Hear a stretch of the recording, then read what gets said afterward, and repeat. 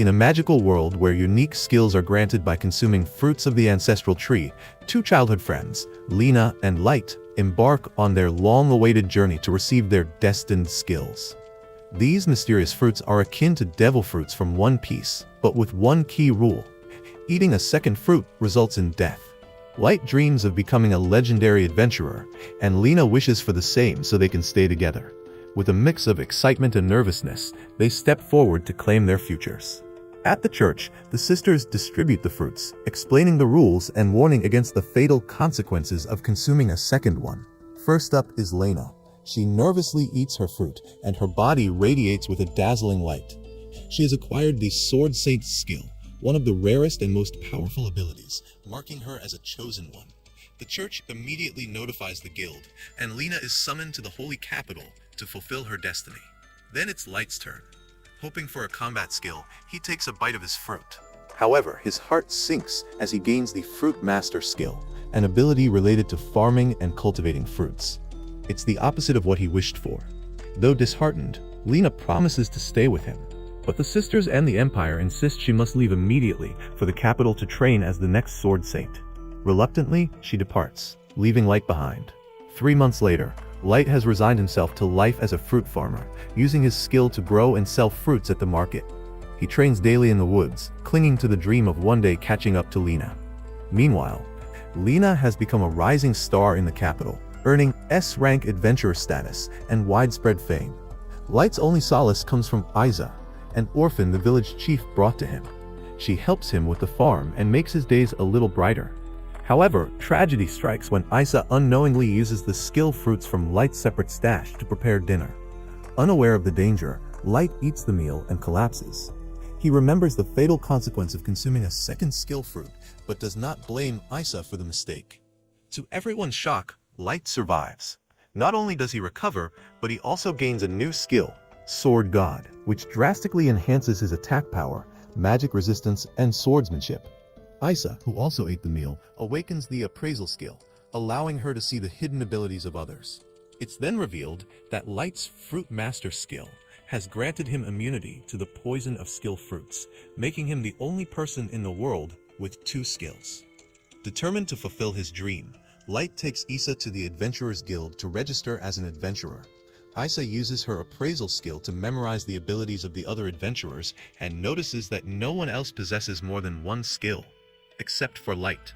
At the guild, Light encounters Jean, a condescending adventurer who mocks him for being a farmer. When Jean tries to attack him, Light effortlessly blocks the strike, surprising everyone. Light brushes off the encounter, focused on taking his first quest to test his newfound powers. His mission: defeat a slime. Despite its high defense, Light easily cuts through it with his Sword God skill, completing the quest and earning enough money to buy plenty of food. Meanwhile, Jean and his companions face an ogre during their first quest, but are no match for the beast. In desperation, they lead the ogre to Light, hoping to use him as bait. Realizing the danger, Light steps up to confront the ogre. With Isa's warnings in mind, he carefully dodges its attacks and uses his maximum power to deliver a fatal blow, killing the ogre in a single strike. Light returns to the guild with the ogre horn as proof, shocking everyone. Even Jean and his friends admit to witnessing his incredible feat. Just then, an S-rank party enters the guild, and among them is Lena. Light approaches her, eager to reunite with his childhood friend. However, she doesn't recognize him, leaving Light heartbroken. After feeling down earlier, Light goes out for pizza with Isa to lift his spirits. While eating, he accidentally chokes on his food, and a girl hands him some water. Turns out, it's Lena. She's been hiding from her party members. Light is thrilled to see her, and excitedly tells her about his second skill, explaining everything. Lena is genuinely happy for him, knowing that he can now chase his dream. However, when Light asks her about her party, she hesitates. She admits that things aren't great, but she can't leave because a holy sister from the church is forcing her to stay. She warns Light to stay away from them. It turns out that her party once took down a serpent, but they ignored the damage their battle caused to nearby farm fields. When Lena raised concerns, the holy sister brushed them off, saying people would only remember the victory. Seeing how unhappy Lena is, Light invites her to join his party, but she refuses, fearing the consequences. She decides to endure it for now. Back at the guild, Light earns 10,000 gold for slaying an ogre, but he can't celebrate. He's still worried about Lena. Isa points out that Lena's party is in a private room, and when they peek inside, they see the leader, Grouse, partying with women. He's nothing more than an arrogant show-off. Suddenly, a guild receptionist enters, informing them that their reckless actions have caused a reservoir to dry up. Grouse dismisses it, claiming that small sacrifices are inevitable. Light steps in, demanding Lena's release from their party. However, Grouse kicks him out, stating that only S-rank adventurers are allowed in. Even the other party members warn Light that if he gets involved, the Holy Sister will come after him. The next day, as Lena's party continues goofing off, she can't stop thinking about Light. Finally, she tells them she wants to leave, but Grouse, who is far stronger than her, stops her effortlessly. Knowing she can't win in a fight, Lena is forced to stay. As punishment, Grouse slaps her. He sees her as an important pawn and refuses to let her go. Despite the pain, Lena convinces herself that staying will allow her to help others. But before she can accept her fate, Light steps in, blocking their way. He calls out to Lena, reminding her of their childhood dream of becoming adventurers together. Lena refuses to leave, so Light challenges Grouse to a duel. Grouse, amused, accepts, on the condition that if he wins, Light will be banished from the guild in this country. Lena and Isa try to stop him, but it's too late. The battle begins. Grouse possesses a superhuman speed skill, making him incredibly fast. He strikes first, and though Light manages to block it, he realizes that Grouse is far stronger than he expected. The sheer weight of Grouse's blows is overwhelming, and Light quickly finds himself on the defensive. His sword is shattered from the force of an attack. Grouse then offers Lena a cruel deal. If she swears to obey him for life, he'll spare Light's life. But Light isn't done yet. Seeing his determination, Lena places her faith in him and stands by his side. Furious, Grouse moves to finish Light off, but Light finally understands his mistake. He had been trying to match Grouse's speed, which wasn't his strength. Instead, he focuses purely on his instincts and counterattacks. With just a deck brush borrowed from an old man nearby, Light defeats Grouse in a shocking turn of events. Everyone watching is left speechless. Lena is finally free from the toxic party and happily joins Light and Isa's group. Cast a new beginning, but more trouble ahead. A week after the duel, Light is still recovering from his injuries, staying at Lena's house. Despite their simple life, farming fruit and sharing meals, Lena is happier than ever. However, their peaceful days don't last long. A messenger from the Holy Sister arrives, demanding Lena return to the S-rank sacred party. But Lena refuses. She wants to be an adventurer on her own terms. Angered, the Holy Sister uses her influence to punish them. She manipulates the guild into giving them only low-paying, downgraded jobs. But Lena doesn't care. She happily accepts the work, embracing her new freedom. Their first jobs? Rebuilding homes, fighting sewer rats, and finding missing cats. They work tirelessly, but after an entire day of labor, they barely earn enough for 3 pizzas. Even so, Lena is grateful, and for the first time, she sees Light smiling too. Though this isn't the glamorous adventurer life they dreamed of, Light is happy just being with his friends. Wanting to celebrate their journey, he suggests they perform an invocation, a vow to wish each other good luck, just like a scene from One Piece. However, trouble is brewing. The Holy Sister isn't done with them yet. She forces the guild to assign Lena a dangerous S-rank job, hoping to make her regret leaving Sacred. As Lena shares the news with Light and Isa, Episode 2 ends on a tense note. A young warrior named Jinta has sworn to protect a priestess in a secluded mountain village. When demons emerge to threaten the shrine, he is sent into the forest to hunt them down. But what he discovers there alters his fate forever, setting him on a journey that spans space and time. As he traverses centuries of history, Jinta is forced to confront his dark destiny and unravel the truth behind a single haunting question. Why does he wield the sword? The anime begins in 1830, with a young girl screaming as she is brutally beaten by her father. She pleads for help from a boy named Genta, who watches in despair, unable to intervene. Her father locks her away in a confined space despite her pleas. Later, Genta checks on his sister, Susan, only to find that she has managed to escape. He rushes to find her and sees her standing by the path, noticing that one of her eyes has turned red. He apologizes for not being able to help, but Susan reassures him, knowing that stepping in would have put him in danger. She asks him to leave her alone, but Genta refuses, insisting that they will escape together. Touched by his determination, Susan agrees, and they flee into the cold forest. As they struggle through the harsh conditions, a stranger approaches and offers his help. At that moment, Genta faints from exhaustion. When he regains consciousness, he finds himself being carried by the stranger, with Susan by his side. They arrive at a village known for its skilled blacksmiths. Susan feels uneasy, commenting on how strange the village seems.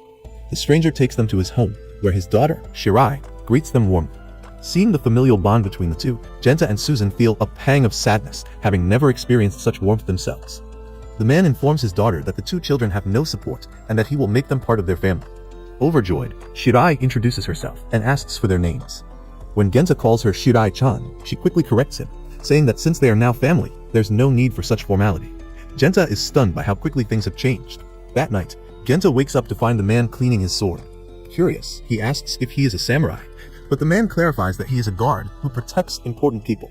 Genta is fascinated by his sword. The next morning, Shirai takes Genta and Susan to a nearby pool. Along the way, Shirai is scolded by her friend Shitsu for eating too much dango and not enough vegetables. Shirai defends her love for dango, saying her mother makes the best ones.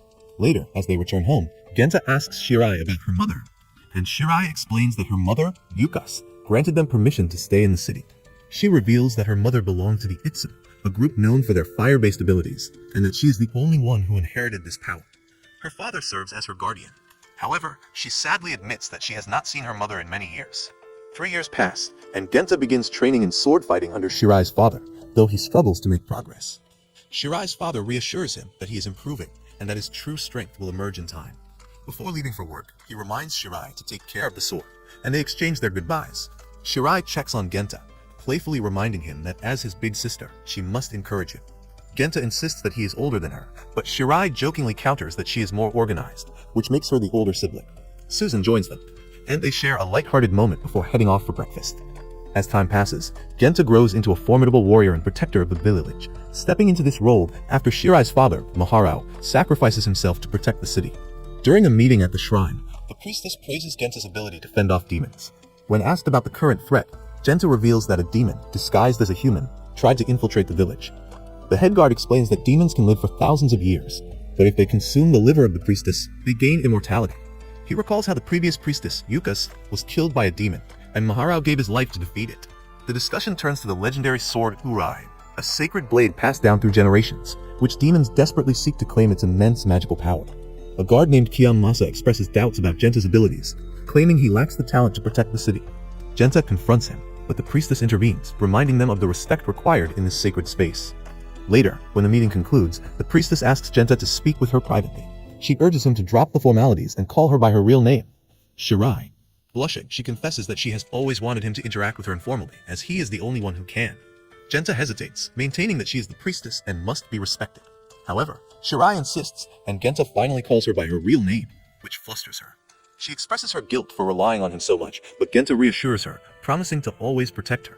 Meanwhile, Susan sneaks into the shrine to see Genta, despite the risk of execution if caught. She explains that she missed him as he had not returned home in 3 days due to his battles with demons. Genta warns her of the danger and tells her to leave immediately. Before she goes, he hears approaching footsteps and quickly hides her. The head guard arrives, requesting a private audience with Shirai. She complies, and before Genta leaves the room, she entrusts him with the city's safety, hoping he will always remain her protector.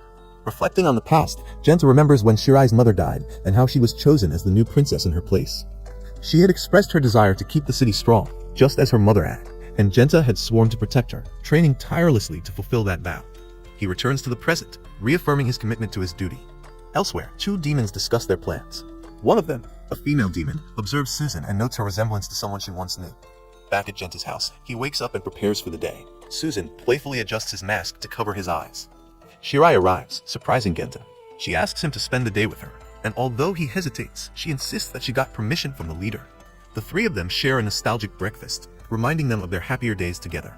As Genta and Shirai venture into the village, no one recognizes her as the princess, surprising them both.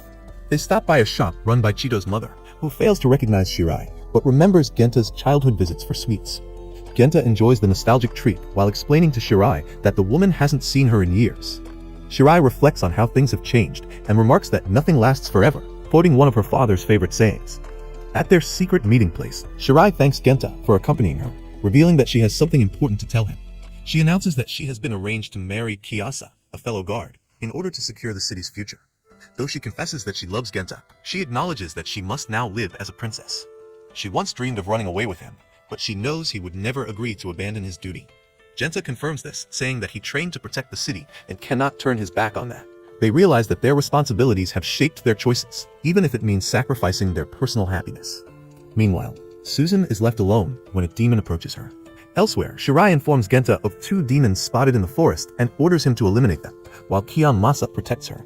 Genta sets out to complete his mission but is stopped by Kiyasa, who confronts him about his feelings for Shirai. Genta brushes him off, declaring that protecting the city is his only priority. In the forest, Genta battles a powerful demon. The creature taunts him, speaking of humanity's fleeting existence and the drive to surpass one's limits. Despite being injured, Genta fights back, severing the demon's hand. The demon, impressed by his skill, remarks on the power humans wield through sheer determination. Meanwhile, Susan encounters the female demon, who reveals that Susan is also a demon. She tries to persuade Susan to embrace her true nature, insisting that her love for Genta is what keeps her human. The demon asks if she would use her powers to help him, promising that demons never lie. She extends her hand, but Susan refuses, trembling in fear. The demonist warns Susan that even if she couldn't harm her, she might expose her brother to danger. Then, she asked if Susan would still hold her opinion after seeing the future. She revealed a vision of Shirai's wedding to Kiyomasa, then told Susan she possessed the power of foresight and could share glimpses of the future. Susan, unwilling to hear the truth, summoned the demonist outside and demanded to know if Shirai had really done such a thing. The demonist confirmed it, but Susan called her a liar. The demonist insisted she would show her the truth, extending her hands once more and telling Susan that all of this was for her brother. Susan hesitated before finally reaching out to the demonist. Meanwhile, Genta continued his battle with the demon. He was forced into the water, but the demon attacked from behind. Genta asked why it wanted to harm humans, and the demon replied that it was simply in its nature. It explained that it had a specific purpose and was fulfilling it, unlike other demons that attempted to resist their instincts. Genta declared that he would show no mercy. The demon revealed its absorptive powers, stating that it consumed other demons to grow stronger, altering its very structure. As Genta attacked, his sword shattered, and his arm was severed due to the demon's immense strength. However, in a desperate move, he grasped the broken blade and plunged it into the demon's body, ultimately killing it. Before dying, the demon revealed that another demon possessed the power of foresight and had foreseen the rise of a greater demon 170 years into the future, one that would rule over the demon children in the city. It explained that this was why they had come to this village in the first place. Stunned, Genta wondered if there was already a demon living among them. As the dying demon grabbed him, it asked whether, if he discovered those he sought to protect weren't truly worthy, he would still wield his sword for them. Elsewhere, Princess Shirai was confronted by Kiyasa, who tried to approach her, but she pushed him away. She insisted that the demons had to be killed by Genta first. Kiyasa, however, argued that now was the right time for them to be married. If they didn't do it now, they would have to do so in front of Genta. He stepped away, leaving the decision to her. Overwhelmed, the princess began to cry and admitted she had been wrong. She agreed to marry him for the sake of the city. Just as she approached Kiyasa, the demonist arrived with Susan. Susan, witnessing the scene, demanded to know why the princess was doing this. Genta regained consciousness, shocked to find his severed arm restored. He rushed back to the city, only to find it completely engulfed in flames. At the princess's house, Susan confronted Shirai, accusing her of betraying Genta. She had worked hard to bring them together because she wanted Genta to be happy, but now Shirai was doing this?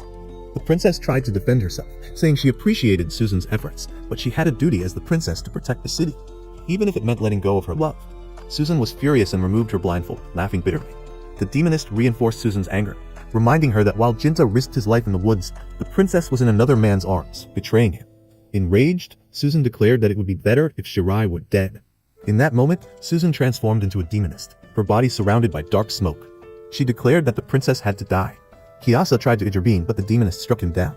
The sword moved towards Susan, and the demonist pushed Kiyasa aside, insisting they resolve their problems themselves. Susan grabbed the sword, but just then Genta arrived. Shirai ran toward him, embracing him, but her head was severed while in his arms. Stunned, Genta recalled their past together, only to realize that Susan had killed Shirai. He turned to Susan, demanding an explanation. Susan, smiling, told him she did it for his happiness, so he wouldn't have to endure Shirai marrying another man. Genta, overwhelmed, begged her to stop speaking. Susan insisted that Shirai had deceived him, and that she had done something wonderful by removing her. She urged Genta to go home, as she was tired. Genta was filled with rage. He accused Susan of betraying the people who raised them, killing Shirai, and setting fire to the entire city, only to act as if nothing had happened. Susan dismissed his anger, asking if it was really a problem. Genta, realizing that the sister he once knew was gone, attacked her. She dodged his strikes, shocked that he would try to kill her. Then, to her horror, Genta transformed into a demon himself, gaining the power of the one he had just slain. Susan, recognizing his newfound strength, tried to defend herself, but Genta coldly told her to be silent. Desperate, Susan accused him of abandoning her like everyone else. She had believed that of all people, Genta would stand by her side. If he didn't appreciate her, she declared she would live in hell. With a sudden burst of speed, she attacked him, saying that he had to die. She drove her hands into his body, but when she tried to pull them out, she found she couldn't move. Genta retaliated with a devastating strike that sent her flying, yet she stood once more. Genta prepared to attack again, but another demonist intervened, taking the hit instead. The she-demon urged Susan to escape, and Susan fled. Genta tried to pursue her, but he was unable to free himself from the she-demon's grip. As Susan left, She told him she was angry and would tear everything apart. She promised to return one final time. The she-demon, laughing, declared that she had achieved her goal. Jinta pulled his hands free, accusing the demons of spilling blood to accomplish their ends. The she-demon confirmed it, stating that demons would no longer remain myths. She saw the future. Darkness would overtake the human world, and demons would reclaim their place. She died. Jinta carried Shirai's body, reflecting on all his training and how he had failed to protect her. Overcome with fury, he packed his belongings and prepared to leave the city.